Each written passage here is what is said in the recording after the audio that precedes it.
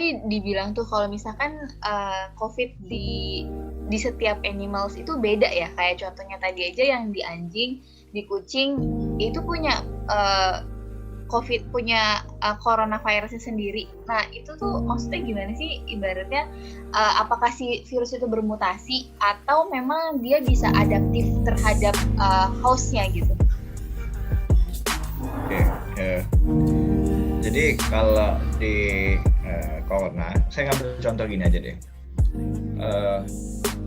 Apa ya, yang di manusia ini saya bingung. Manusia. Ya udah nggak apa-apa dicontohin di dunia perhewanan aja, biar kita juga lebih famous gitu. Misalkan flu burung ya, flu burung. Saya ngambil contoh flu burung gitu. Mbak Nisa pasti pernah dengar kayak flu burung ya. Flu burung itu kan kalau bahasa Inggrisnya kan avian influenza ya. Nah tapi bahasa orang ini lah, orang pinter katanya, orang pinter itu H5N1. Jadi sebetulnya itu H5N1 kata orang pinter. Saya ya belum mendalami sampai sana. Jadi H5N1 itu pertama kali dinobatkan sebagai avian influenza. Nah tapi sampai sekarang hari ini tuh sudah ada 9. Dan itu masih memperlihatkan gejala-gejala flu burung sama. Sehingga sederhana itulah contohnya gitu. Kalau virus itu bisa bermutasi dan juga kalau dalam pembuatan vaksin itu juga lebih complicated lagi karena vaksin itu kan dia mengambil, ada yang proteinnya, ada yang mengambil bagian-bagian dari virusnya untuk dijadikan sebagai vaksin. Nah, yang saya nggak tahu ya asal mulanya itu dari mana, tapi yang pasti coronavirus itu ada di hewan anjing, ada di kucing juga varian coronavirus, tapi beda karena dia ada yang menyerang di bagian diare, sistem pencernaan, dan juga untuk yang di MERS itu juga coronavirus juga gitu, yang di KML itu, yang kita kemarin sempat ribut. Jangan naik haji Iya. Itu Mbak. Kalau misalkan tingkat keparahannya untuk di animal sendiri itu apakah ibaratnya kan mungkin beda ya dunia human sama dunia animals gitu. Kalau misalkan di humans untuk coronavirus sendiri itu kan dia terparahnya menyerang respiratory gitu sampai dia gagal nafas dan meninggal. Kalau misalkan di hewan sendiri apakah itu udah umum ada dia memang coronavirus tapi dia asimptomatis dan juga nggak bahaya, atau ada tingkat keparahannya juga? Nah itu penelitiannya masih belum valid ya, karena ini lebih sulit kalau kita, apalagi kalau di Indonesia, ini pada heboh biasanya kalau dibilang, wah pokoknya Indonesia kucing anjing terkena coronavirus, nanti pada heboh sih Indonesia, belum pada dibuang semua kucing-kucingnya. Makanya jadi peneliti itu nggak mudah gitu Mbak. Iya betul sekali. Saya nggak tahu apakah dari orang dari sana sudah ada bukti demikian kemudian tidak dipublikasikan karena pengembangan sebagainya. Tapi yang pasti di sini yang saya baca itu asimptomatis, dan asimptomatis ini kalau bahasa Indonesianya itu tinggi. Iya. Kalau yang kan oke, nggak ada bukti evidence dan juga nggak usah khawatir ketika kita tahu misalkan hewan peliharaan kita tuh terkena gitu. Walaupun untuk terkena sendiri pun tidak mudah untuk teridentifikasi kan karena asimptomatis gitu. Intinya nggak usah khawatir gitu untuk hewan-hewan tersendiri bakal menularkan ke kita gitu. Nah kalau misalkan dia tidak menularkan ke kita, mungkin bentar sebelum aku nanya itu, mungkin di dunia animal sendiri itu lebih complicated ya, karena kalau misalkan di dunia human kan ya udah orang tuh orang gitu, satu spesies gitu, tapi kalau di animal sendiri itu kan banyak banget ya spesiesnya, dan setiap spesies itu punya karakteristik sendiri kan, maksudnya struktur badinya juga beda, kemudian ya semuanya beda gitu. Lebih susah nggak sih maksudnya ketika menjadi dokter hewan dan menjadi dokter manusia? Oh ya, nah jadi kemarin sempat ribut-ribut Mbak isu ya kalau kita akhirnya dibatasin untuk bicara masalah COVID itu. Namun ada beberapa akademisi yang lebih kompeten. Ini karena kita ngobrolnya podcast, jadi saya coba sampaikan yang pasti-pasti aja. Iya. Jadi nggak analisis, jadi yang pasti-pasti yang udah ada saya coba bacakan ulang. Nah, boleh banget. Kita sebenarnya kalau manusia kita juga paham. Kita paham karena kan manusia kan sebenarnya juga masuk ke mamalia ya, masuk ke animalia gitu. Tapi karena kita ada kode etik yang membatasi, jadinya kita nggak bisa bicara. Sebenarnya kalau dilihat kalau Mbak Nisa juga, sebaliknya Mbak Nisa juga bisa ngomong masalah kucing anjing, kan tinggal baca doang. Iya benar. Iya betul. Kita juga bisa ngomong tentang manusia humans. Kan tinggal baca doang. Ya kan tinggal baca doang kalau kita baca manusia gitu. Tapi ya ada etiknya yang nggak boleh. Iya benar.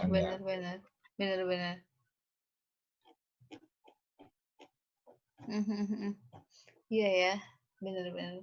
Setuju.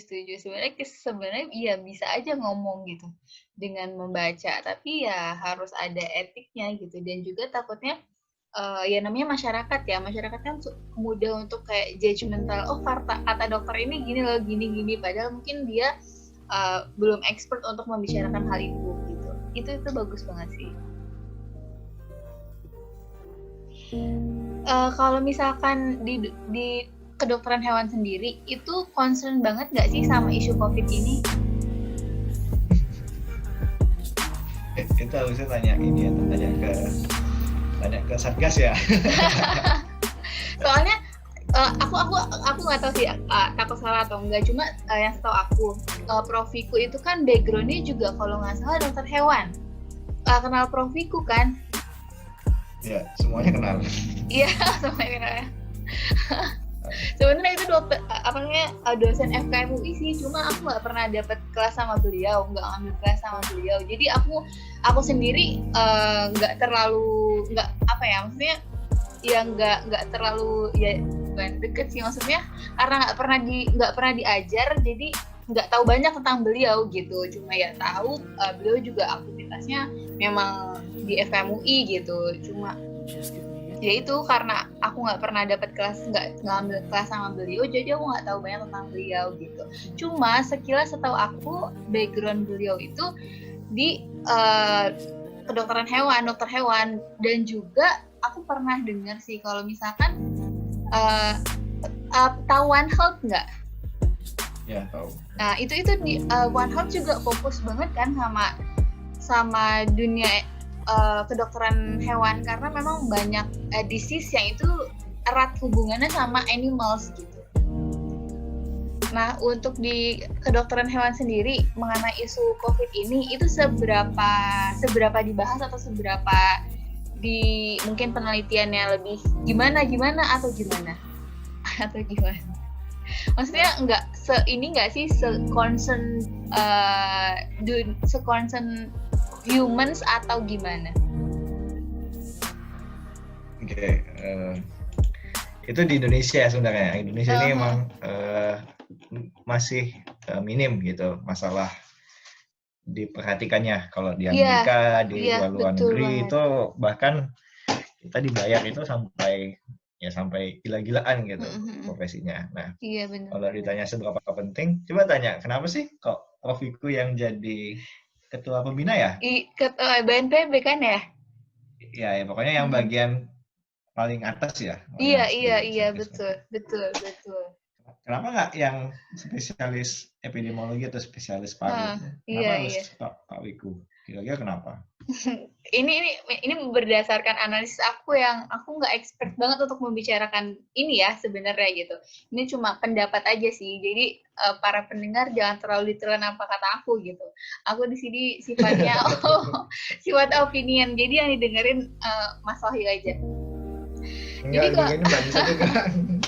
Jadi kalau misalkan menurut aku, karena beliau itu udah berkecimpung di dunia kedokteran di dua sisi ya, kedokteran hewan dan juga di kedokteran maksudnya sekarang kan beliau fokusnya untuk mengajar sendiri itu kan di FKMUI yang ya tahu kesehatan masyarakat gitu. Kita fokus pada atau concern ke masyarakat. Dan dengan background beliau yang dokter hewan itu kayak yang aku bayangin sih punya ketika memandang sesuatu itu bukan one side tapi bisa two side gitu. Jadi beliau memandang dari segi kedokteran hewan seperti apa, kemudian memandang dari segi kesehatan masyarakat seperti apa. Jadi dua sisi itu yang mungkin belum tentu bisa didapetin sama yang lain gitu, yang backgroundnya itu bukan dari dokter hewan gitu. Kayak aku sendiri, maksudnya aku bener-bener awam banget sih sama dunia kedokteran hewan gitu. Yang kalau misalkan awalnya aja, temanku ada yang pernah tanya awal-awal coronavirus gitu kan, sebenarnya ada nggak sih transmisi dari kucing ke manusia? Nah itu untuk jawab itu aja aku harus search dulu gitu dengan bukti evidence atau sumber yang aku anggap itu evidence-nya bagus gitu. Jadi nggak bisa aku langsung jawab pertanyaan itu seperti itu. Itu menurut aku. Kalau menurut pandangan Mas Wahyu gimana? Tadi udah kurang lebih sama ya Mbak. Jadi jawaban saya ngikut sama berarti dengan Mbak Anissa. Iya, soalnya ketika orang pernah belajar sesuatu di dunia itu gitu, itu tuh punya sudut pandang yang berbeda gitu. Kayak misalkan kan background aku sebenarnya bukan kesmas, aku backgroundnya midwife. Nah, sebelum aku terjun ke kesmas gitu, aku belum punya point of view ketika memandang sesuatu itu berdasarkan point of view kesmas itu seperti apa gitu. Tapi ketika aku berkecimpung di dunia kesmas, baru aku terbuka gitu loh, point of view yang itu tuh berbeda dari point of view aku sebelumnya.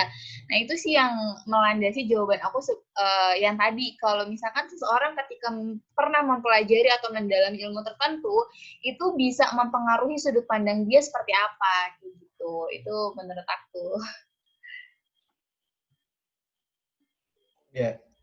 Ya terus gimana? Ya kurang lebih saya sepakat sih Mbak. Memang kalau kita udah ngomongin masalah profesi ya, masalah disiplin ilmu, ya sudut pandangnya udah beda. Makanya Pak Ibu itu beliau menciptakan sebuah NGO ya namanya. Iya. Oh benar. Saya tahu beliau itu dari Indohun bahkan. Jadi iya. Benar. Nah, jadi sebelum ada COVID ini sudah pada kenal tuh, siapa sih nggak kenal Pak Wiku. Itu dari Indohun beliau menginisiasi ya termasuk yang paling depan lah dalam bersuara mengenai One Health gitu. Dan ya kalau ditanya ini dokter hewan ngapain sih gini ya tanya aja kenapa kok Pak Wiku jadi ini yang paling tinggi tuh posisinya di Indonesia lagi gitu. Iya benar. Sampai diakui di negara luar ya. Iya. Indohun itu kan dia maksudnya kerja sama lintas negaranya bagus banget kan. Dan gagasan One Health yang dicanangkan itu menurut aku keren banget sih, karena lebih kayak komprehensif dan holistik memandang segala sesuatu, ya nggak? Ya, jadi karena saya belum melihat ada NGO yang inilah dengan Indohun. Tapi kalau di beberapa universitas, beberapa fakultas itu sekarang sudah ada One Health-nya, Center of One Health gitu. Tapi tetap Indohun ini kan NGO ya yang dibuat untuk menaungi semuanya gitu. Dari jurusan mungkin jurusannya Mbak Nisa ada ya jurusan Mbak Nisa ya. Public Health. Dan beberapa jurusan lain dan ya itu luar biasa sih karena kita mungkin dulu berpikirnya agak kolot. Ini hewan, manusia dan sebagainya. Benar. Sejak COVID baru ambiar ya. Iya. Lalu pada panik semua gitu. Tapi bisa kayak ya setiap musibah pasti ada yang bisa kita ambil gitu ya hikmahnya. Mungkin salah satu hikmahnya pun ini ya lebih ada concern atau perhatian terhadap dunia kedokteran hewan. Itu sebenarnya kan maksudnya ya penting banget sih menurut aku gitu, karena di public health sendiri kita juga ada maksudnya sedikit lah ya mempelajari, karena memang nggak bisa terlepas dari hewan itu sendiri